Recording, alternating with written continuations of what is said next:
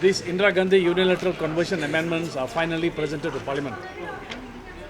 Parliament was first appraised of the unilateral conversions and its effect in May 2009.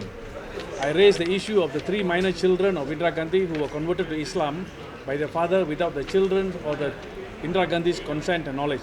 For nearly a decade, the Indira Gandhi's children's unilateral conversion was in the news and in the public domain. Numerous public discussion and discourse has been held all over the country on this issue.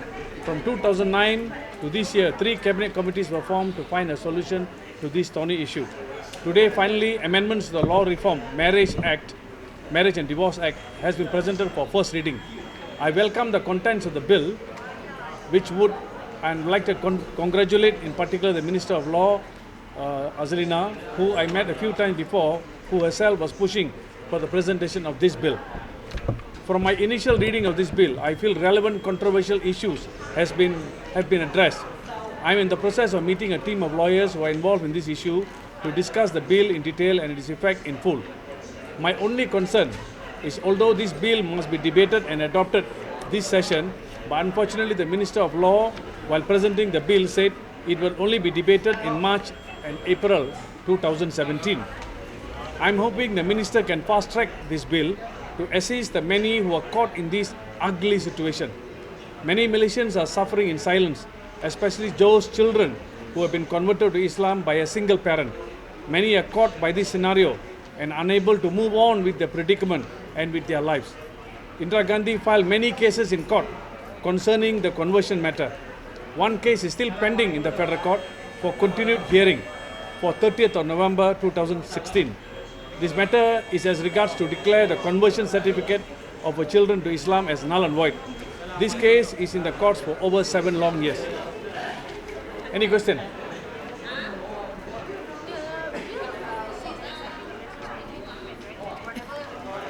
Interesting. My reading is it is retrospective. It is something very welcome. In fact, I've taken that portion of it and sent to the lawyers for double checking. It looks like it is retrospective, and definitely the case of Indira Gandhi and all other cases should have followed this law. This is the law of the land. So that is why I'm saying they should fast track and have the matter debated and decided in this session. Justice may reach them too late. Justice delayed is justice denied.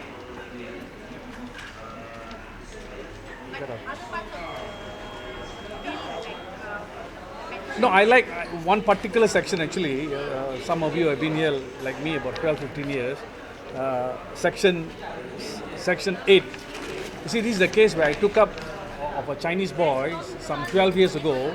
He went up right to federal court. This is a case where he sued his father. He sued his father because he already attained age 18 years old.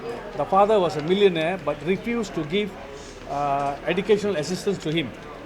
I took up to the court but I lost the case. I brought it up in Parliament, and the minister then, I really don't know, so many have changed over the years. No, the Kota Tinggi minister, what's his name? Syed Alba. He said he will look into it. That's 12 years ago. This is very important because there are a lot of families where the children are caught. When they want to pursue the education, the present law is at the age of 18 years old, there's a cutoff. After 18 years old, it is actually discretion of the father or mother to maintain the child who wants to go for tertiary education. Now with this amendment, which we have been asking for a long time, has finally come into being. I think it's a very plus point.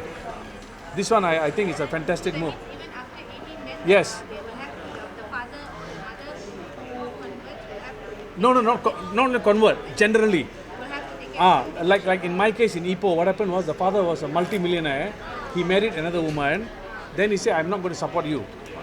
It was very widely reported, The son, and today the son is an accountant, very qualified accountant, took a loan and all that, But what I'm saying is, the law is unfair for the child. You bring the child to this world, and if you are financially able to sustain, you should maintain the child.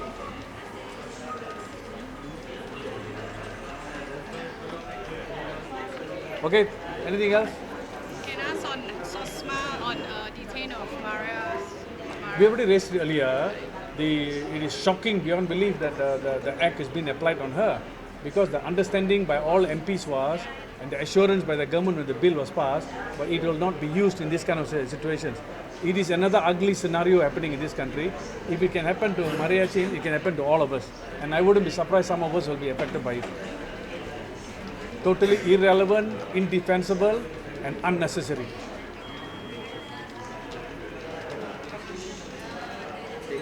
Okay? Okay. No more questions, I ask a question to the press.